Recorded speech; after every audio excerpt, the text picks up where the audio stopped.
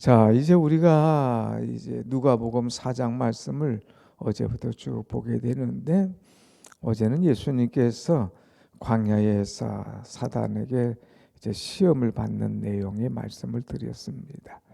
그리고 시험은 언제나 우리에게 항상 있다.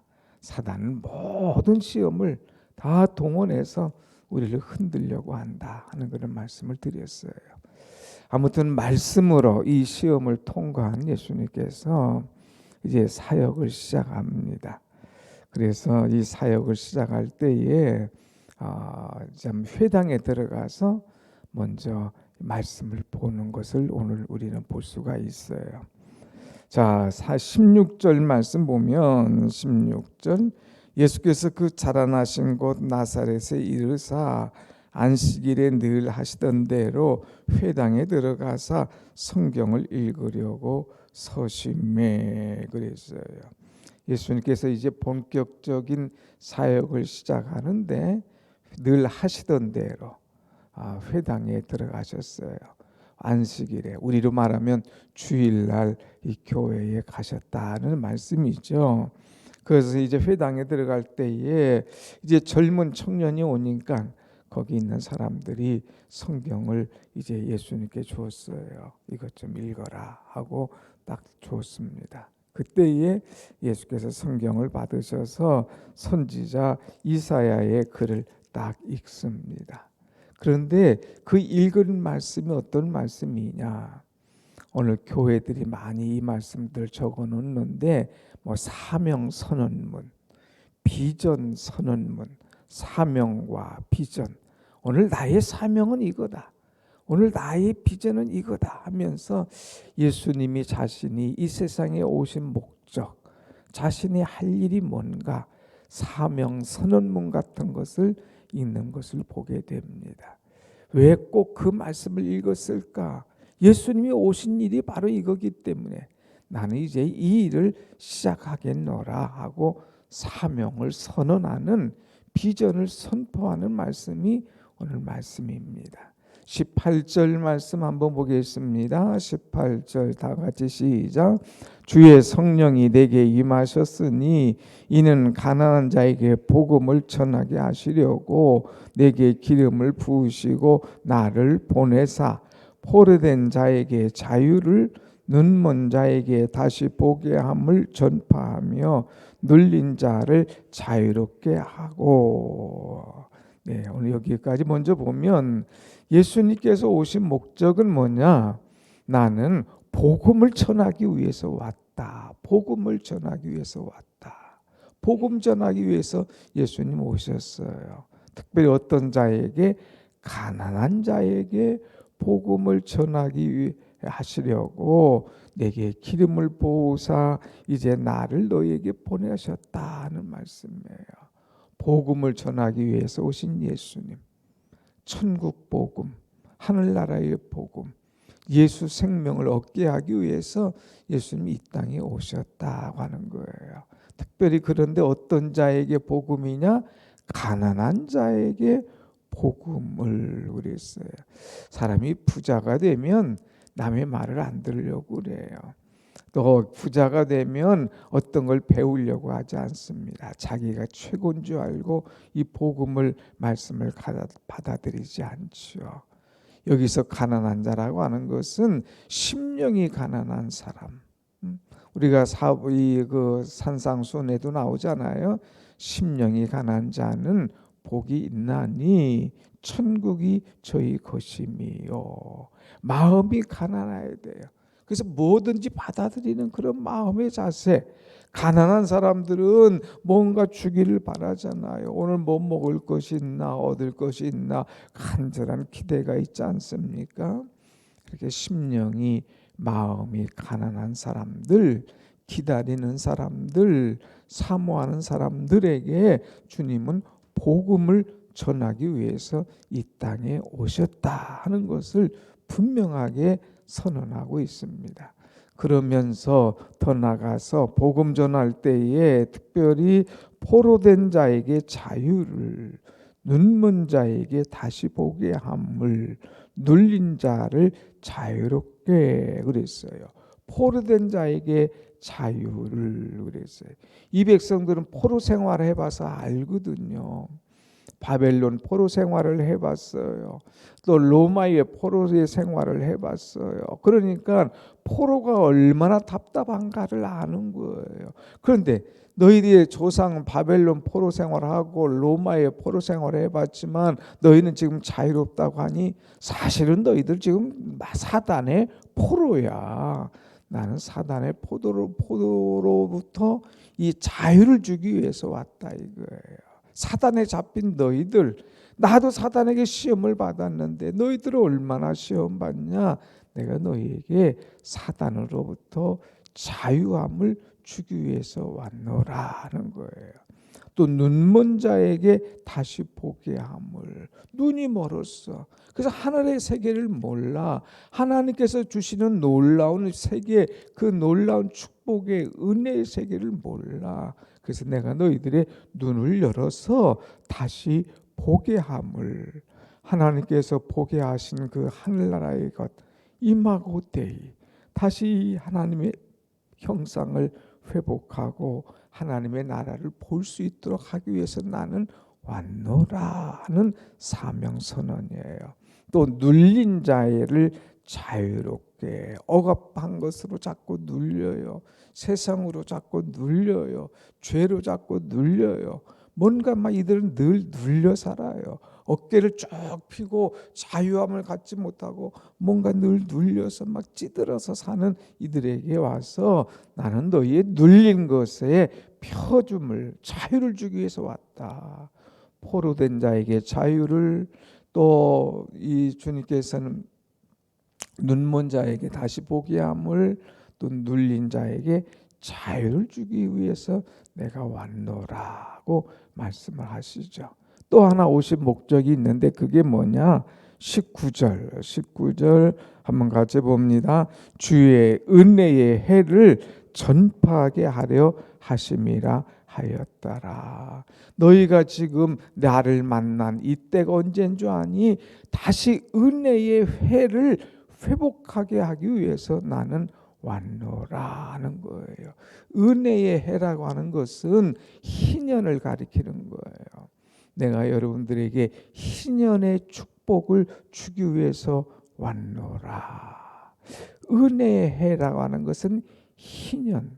그럼 희년은 왜 은혜의 해냐? 여러분, 안식일하면 이제 6일 지나고 7일째가 안식일이잖아요. 안식년 하면 6년이 지나고 이제 다음 7년이 안식년이잖아요. 안식일에 우리 육체를 쉬는 것처럼 안식년 6년 동안 일하고 또 그 다음 7년째는요 그 땅도 쉬도록 만들어줘요. 사람만 쉬는 것이 아니라 땅도 쉬도록. 그래서 땅이 있으면 이렇게 구분을 해놔요. 안식년 때 요 땅이 쉬게 하고 그 다음에 요거 쉬게 하고 번갈아 땅을 쉬도록. 땅도 쉬고 이렇게 하면 동물도 쉬고 사람도 쉬면서 이제 새로운 회복을 가져올 수 있도록 하는 거죠. 그래서 7년마다 이렇게 쉬는데 77에 49년 다음에 이제 하나님 앞에 희생의 제사를 드리고 50년 되는 그 해는 희년이에요. 희년. 완전히 이제 쉬는 게 아니라 그들에게 다 돌려주는 거예요. 그래서 땅을 잡았던 사람들, 또 포로를 데려왔던 사람들, 이런 사람들에게 다시 다 돌려줘요.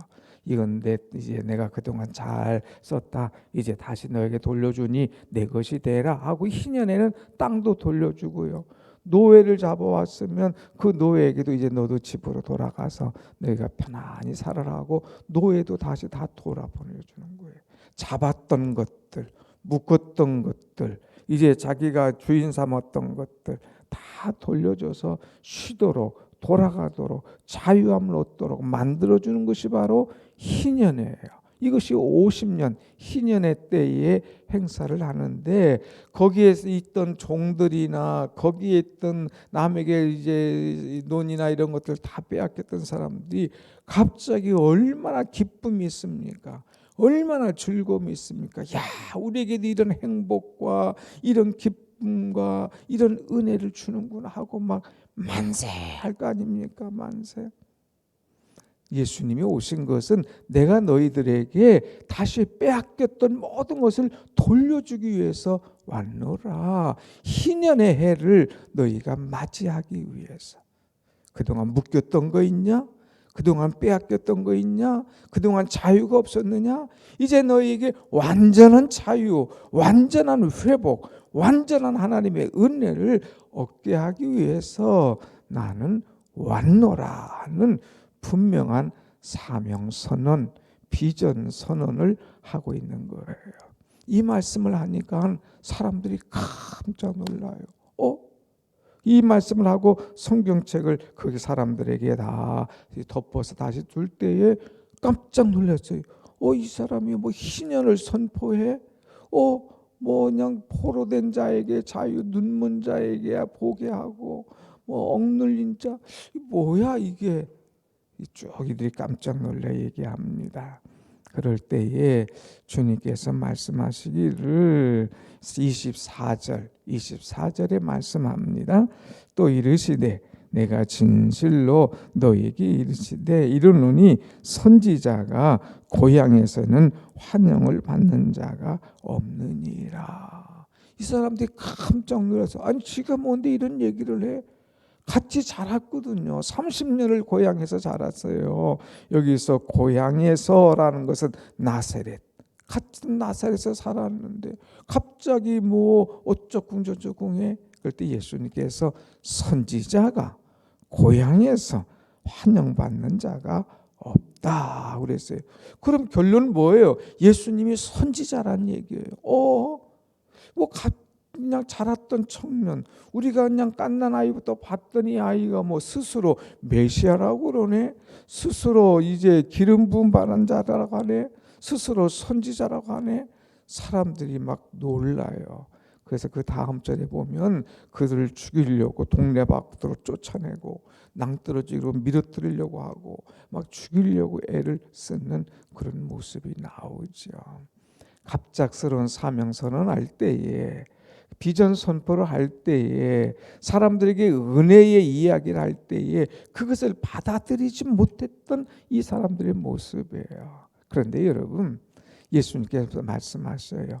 너 은혜의 이야기를 하니까 깜짝 놀라니? 나에 대한 이야기를 하니 그렇게 놀랍니? 아니야. 이건 은혜야. 이 말씀을 받아들여. 말씀을 받아들인 사람은 살고 말씀을 받지 못한 사람은 어려움이야. 말씀을 받는 자가 은혜다 하는 말씀을 주고 있습니다. 한번 같이 합시다. 오직 말씀을 받는 자가 은혜다. 은혜다. 그 예수님이 말씀하시면서 두 사람을 비유를 하고 있어요. 한번 보겠습니다. 25절 봅니다. 25절 다 같이 시작. 내가 참으로 너에게 이르노니 엘리야 시대에 하늘이 3년 6개월 동안 닫혀 온 땅에 큰 흉년이 들었을 때에 이스라엘에 많은 과부가 있었으되 26 한 번 더 엘리야가 그중 한 사람에게도 보내심을 받지 않고 오직 시돈 땅에 있는 사렙다의 한 과부에게 뿐이었으며. 엘리야 시대 3년 6개월 동안 비가 오지 않았지 않습니까? 그랬을 때 엘리야가 이제 보냄을 받고 이제 그 나가서 사렙다 과부의 집에 들어가게 됩니다. 과부에게 가서 나에게 물 좀 달라. 물을 갖다 줘요. 나에게 먹을 떡을 좀 달라. 그럴 때 과부가 아니 당신 누구시간데? 사실은 지금요 우리 집 가루통에 밀가루 이거 딱 한 움큼 있습니다. 우리 집 기름통에 이 기름 요거 딱 있습니다. 이제 너무나 3년 6개월 동안 비가 오지 않아서 우리 집 마지막 양식입니다. 이거 뭐 빵 만들고 떡 만들어서 나와 내 자식 먹고 지금 죽을 마지막 음식입니다. 이거 먹고 우리는 끝날 겁니다. 얘기하래요. 그럴 때에 엘리야가 얘기하지 않습니까? 아니야. 먼저 나에게 선지자에게 대접해라. 그러면 너희 밀가루통에 밀가루가 마르지 않을 거야. 너희 기름통에 기름이 마르지 않을 거야. 얘기를 하려. 그럴 때 뭔 소리야? 이거 지금 마지막 음식인데 뭔 소리야? 이 땅에 3년 6개월 동안 비가 없어서 어디서 가져올 데가 없는데 다 떨어졌는데 의심하거나 염려하지 않았어요. 그랬을 때 그 말씀을 받고 아멘 믿었어요. 그리고 그 말씀에 순종했어요. 이거 오늘 마지막 거다. 그러나 말씀대로 내가 순종하며 가져왔나이다. 말씀대로 순종하여 내가 이것 가지고 대접하리이다 하고 탁 대접합니다.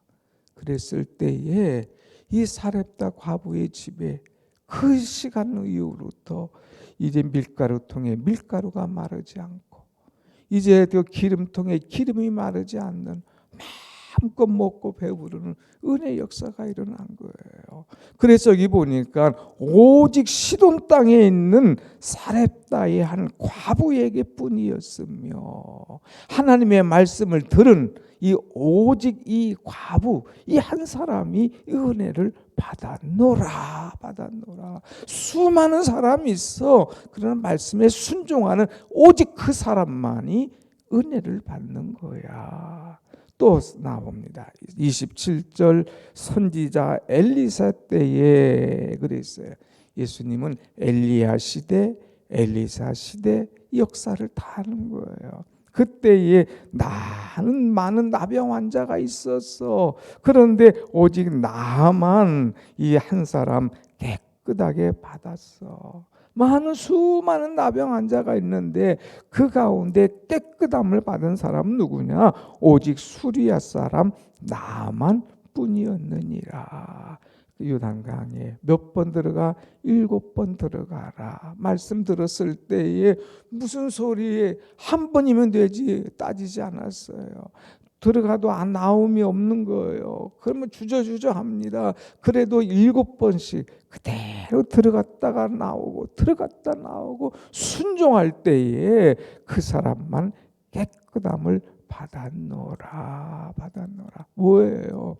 은혜는 믿은 사람, 은혜는 순종한 사람에게만 일어나는 것이니라. 내가 너희에게 은혜 선포, 말씀 선포, 하나님의 이 놀라운 그 역사 천국 선포를 해도 왜 받아들이지 못하느냐? 구약의 너희 선조들 가운데에서도 오직 말씀을 은혜로 받은 사람들만, 믿은 사람들만, 순종한 사람들만 살아나는, 병이 치료받는, 배부르는 그런 역사가 일어났어. 그러면서 오직 은혜는 순종한 자에게만 일어나는 거야 하는 메시지를 딱 선포해 줘요. 자, 이렇게 선포한 다음에 어떤 일이 일어납니까? 28절 보세요. 28절, 29절 시작. 회당에 있는 자들이 이것을 듣고 다 크게 화가 나서 일어나 동네 밖으로 쫓아내고 그 동네가 건설된 땅 낭떠러지기까지 끌고 가서 밀쳐 떨어뜨리고자 하되. 똑같은 얘기가 나와요. 이제 사도들 보면 베드로가 말씀을 전파할 때에 우리가 어찌할꼬 하면서 회개하는 사람이 있어요.